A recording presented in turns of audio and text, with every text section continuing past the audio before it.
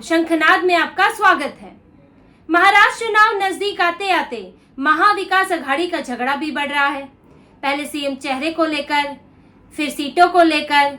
महाराष्ट्र की सीटें, खास तौर से मुंबई की सीटें, इन्हें लेकर अभी तक कोई फैसला नहीं हुआ है। बैठकों पर बैठकें हो गई, अगस्त से बैठक हो गई, लेकिन अभी तक तीनों दल अपनी अपनी बातों पर अड़े हुए हैं, अपनी अपनी मांगों पर टिके हुए हैं।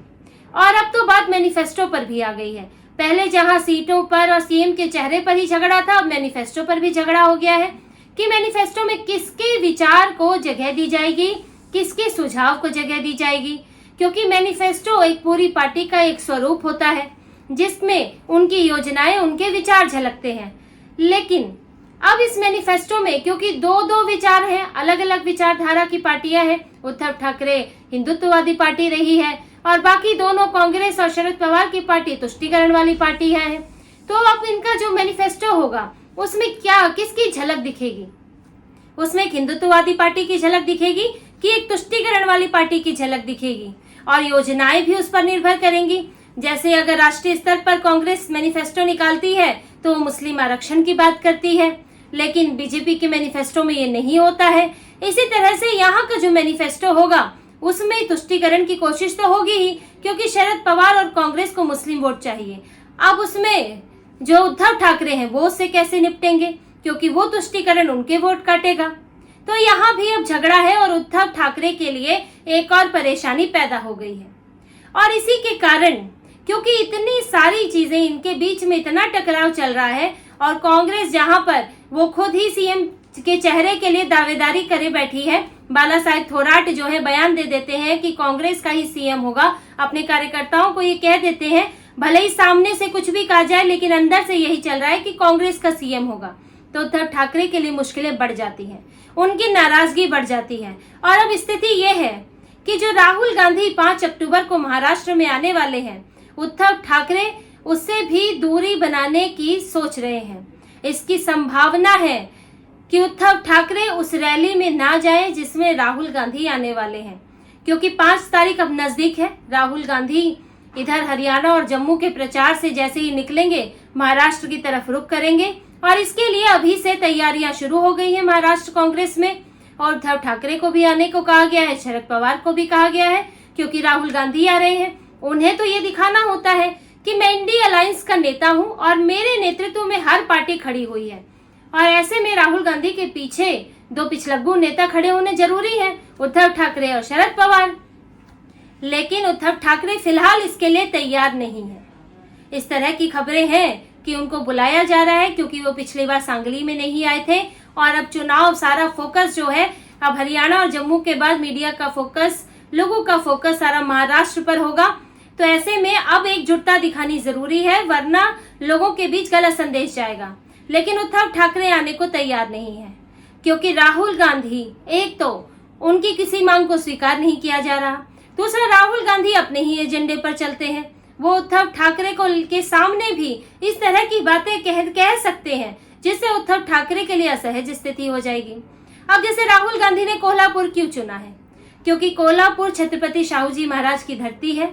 वहां पर आरक्षण का मसला जो है वो उठता रहा है। वहीं से आरक्षण, शाहू जी महाराज ने आरक्षण भी दिया था दलितों और पिछड़ों को। तो वहां पर ये मसले जो है वो समय समय पर उठते हैं और उनके लिए ये हमेशा चर्चाओं में रहती है। तो इसलिए राहुल गांधी ने वो इलाका चुना। अब वो वहां जाएंगे, दलित और पिछड़े आदिवासी संगठनों से उन्होंने मुलाकात करनी है और वहां पर वो आरक्षण का मुद्दा उठाएंगे। जो आरक्षण मिला हुआ है उसी में ही वो असंतुष्टि पैदा करने की कोशिश करेंगे। तो लोगों में अब राहुल गांधी जब इस तरह की बात करेंगे लोगों के बीच में, तो ये जो पूरा आरक्षण का मसला, जिस तरह से हिंदुओं के बीच में इसको बार बार जातिगत जनगणना आरक्षण की बात की जा रही है, जबकि जातिगत जनगणना कांग्रेस खुद नहीं करा रही है, जिन स्टेट में है वहां नहीं कराई, किसी के नतीजे जारी नहीं कर रही है। इस पूरे मसले को उठाने का मकसद है हिंदुओं को बांटना। हिंदुओं को जातियों में बांट दो, एक दूसरे के लिए वैमनस्य पैदा करो और वो बट जाए। मुस्लिम वोट तो एकजुट रहता है, वो उसी को जाता है जो भाजपा को हरा सके। तो अब मुसलमानों में शिया सुन्नी पसमंदा जाके राहुल गांधी नहीं करेंगे।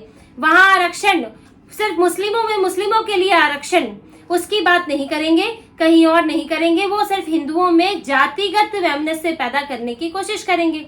अब इससे क्या होता है? इससे हिंदू वोटों को नुकसान होता है, हिंदू एकजुट नहीं रहता। अगर हिंदू एकजुट नहीं रहेगा तो उद्धव ठाकरे को नुकसान होगा, शिवसेना को नुकसान होगा, क्योंकि उसका कोर वोटर भी हिंदू है। कितने मुसलमान उद्धव ठाकरे को वोट दे देंगे? थोड़े बहुत मिले हैं, लेकिन कांग्रेस तो वो सीटें ही देने को तैयार नहीं है उद्धव ठाकरे को, जिन सीटों पर जो मुस्लिम बहुल सीटें हैं। उद्धव ठाकरे को ज्यादा से ज्यादा सीटें वही मिलेंगी जहां पर वो जीतते आए हैं, जहां पर हिंदूवादी विचारधारा उनकी काम आती है। लेकिन अगर इस तरह से बंटवारे वाली विचार के साथ वो खड़े होंगे राहुल गांधी के साथ, तो उद्धव ठाकरे के लिए मुश्किल होगी।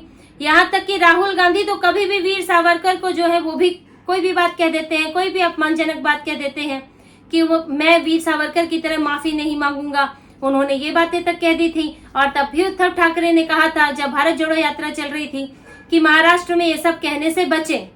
और ये बात पीएम मोदी ने भी कही थी जब छत्रपति शिवाजी महाराज की मूर्ति टूट गई थी। तो उसके बाद जब पीएम मोदी ने माफी मांगी थी तो उन्होंने ये भी मसला उठाया था कि हमने माफी मांगी, लेकिन वीर सावरकर को गाली देने वाले तो माफी भी नहीं मांगते, वो तो पछताते भी नहीं है। इस पर उद्धव ठाकरे क्या कहेंगे? तो उद्धव ठाकरे के लिए कई मुश्किलें हैं, इसलिए वो राहुल गांधी के साथ वो दिखना नहीं चाहते।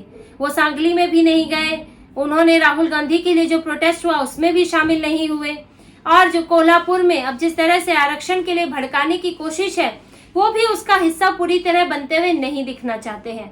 राहुल गांधी तो अपनी उसी स्ट्रैटेजी पर आते हैं, आरक्षण की बात करेंगे, संविधान की बात करेंगे, वो जहां जा रहे हैं घूम घूम के वही बात कर रहे हैं। और महाराष्ट्र में भी वो वही उसी तरह से लोगों को आरक्षण के नाम पर भड़काना चाहते हैं। तो अब उद्धव ठाकरे के लिए राहुल गांधी के साथ दिखना उनकी छवि को तो नुकसान करता ही है, साथ में जो नाराजगी उनकी चल रही है, क्योंकि पूरे महाविकास अघाड़ी में सबसे कमजोर स्थिति उन्हीं की बनाकर रख दी है। उन्होंने राहुल गांधी से भी रिक्वेस्ट की थी, सोनिया गांधी से भी रिक्वेस्ट की थी, लेकिन उनकी नहीं सुनी गई। ना उन्हें सीएम चेहरा बनाया गया, ना उन्हें सीटें मन मुताबिक मिल रही हैं। तो ऐसे में ये संभावना जताई जा रही है कि उद्धव ठाकरे राहुल गांधी के साथ संभव है कि ना दिखें। अगर वो बहुत ही मजबूर हुए, अगर उन्हें अब लगा कि भाई चुनाव तो बिल्कुल सिर पर है, कुछ करना ही चाहिए, तो अपने किसी प्रतिनिधि को भेज सकते हैं। उनकी पार्टी से कोई और जा सकता है, संजय राउत भी जा सकते हैं, वो तो वैसे भी उद्धव ठाकरे से ज्यादा शरद पवार के हैं। तो जो महाविकास अघाड़ी की एकजुटता की बात की जा रही है कि तीनों दल एक साथ हैं और मिलकर चुनाव लड़ेंगे, कोई समस्या नहीं है, तो वो समस्या तो अब खुलकर सामने आ गई है। और जब चुनाव 1 महीना दूर हो और गठबंधन के नेता एक दूसरे के साथ ना दिखना चाहे, तो ये बड़ी समस्या की निशानी होती है। और ये दिखता है कि गठबंधन में सब कुछ ठीक नहीं चल रहा है। और यही स्थिति इस वक्त महाविकास अघाड़ी की है। पिछले दिनों 3-3 दिन तक बैठकें हुई हैं सीटों को लेकर। कुछ जो पुरानी सीटें हैं जिस पर वो पहले ही लड़ चुके हैं, उसको लेकर तो फिर भी कुछ सहमति बनी है कि उसमें थोड़े बहुत बदलाव के साथ वही पुरानी सीटें दे दी जाएंगी। लेकिन जो बची हुई सीटें हैं, जो करीब करीब 134 सीटें हैं, उसको लेकर अभी भी टकराव बना हुआ है कि किसके हिस्से में कौन सी सीट जाएगी। कांग्रेस चाहती है कि मुस्लिम बहुल सीटें उसे मिले, इस तरह से शरद पवार भी चाहते हैं। मुंबई के में भी अब अड़ी हुई है, मुंबई में भी मसला फंसा हुआ है। 36 सीटें हैं। शिवसेना है जब एकजुट थी तो 14 सीटें जीती थी। अब उद्धव ठाकरे ने तैयारी कर ली है 20 सीटों पर।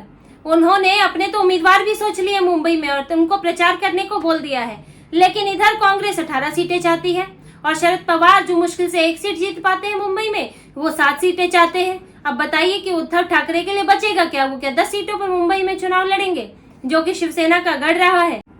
फिर उद्धव ठाकरे के लिए अभी जो वैसी वाला प्रकरण हुआ है, जो मुंबई चलो रैली हुई, 12,000 मुसलमान संभाजी नगर से मुंबई की तरफ आए, उद्धव ठाकरे के लिए उसमें भी मुश्किल पैदा हुई। उन्हें तो शरद पवार और कांग्रेस के कारण, मुस्लिम वोटों के कारण वो चुपचाप मातोश्री में बैठ गए। लेकिन उनकी फजीहत खूब हुई है, क्योंकि एकनाथ शिंदे ने, सीएम ने बहुत कड़ा कदम उठाया, मुंबई में प्रवेश नहीं करने दिया, जिसको लेकर उनकी तारीफ हो रही है और उनका आधार मजबूत हो रहा है, जो शिवसेना का आधार है उसे लेकर। और उद्धव ठाकरे का वही आधार कमजोर हो रहा है। तो उद्धव ठाकरे जो है, इनकी वजह से कहां फंस गए हैं, वो ये सोच के परेशान हैं। और इसीलिए वो अभी कांग्रेस के साथ दिखना नहीं चाहते। और सीटों को लेकर भी वो अभी कोई ठीक से फैसला नहीं कर पा रहे हैं और अभी वो बस विचार कर रहे हैं कि किसी तरह से मैं कैसे अपनी इज्जत बचाऊं और किस तरह से ये चुनाव निकल जाए। और इसी कारण उद्धव ठाकरे, ये संभव है कि राहुल गांधी की रैली में ना जाए। हालांकि हो सकता है कि उस समय तक कुछ उनकी मांग या मान ली गई या उद्धव ठाकरे पूरी तरह से झुक ही गए तो वो जा सकते हैं, वरना महाविकास अघाड़ी का एक साथ दिखना बड़ा मुश्किल है। तो इसी तरह की और खबरें और विश्लेषण आपके लिए लाते रहेंगे। हमसे जुड़े रहिए, सब्सक्राइब कीजिए, कमेंट कीजिए। बहुत बहुत धन्यवाद। जय श्री राम।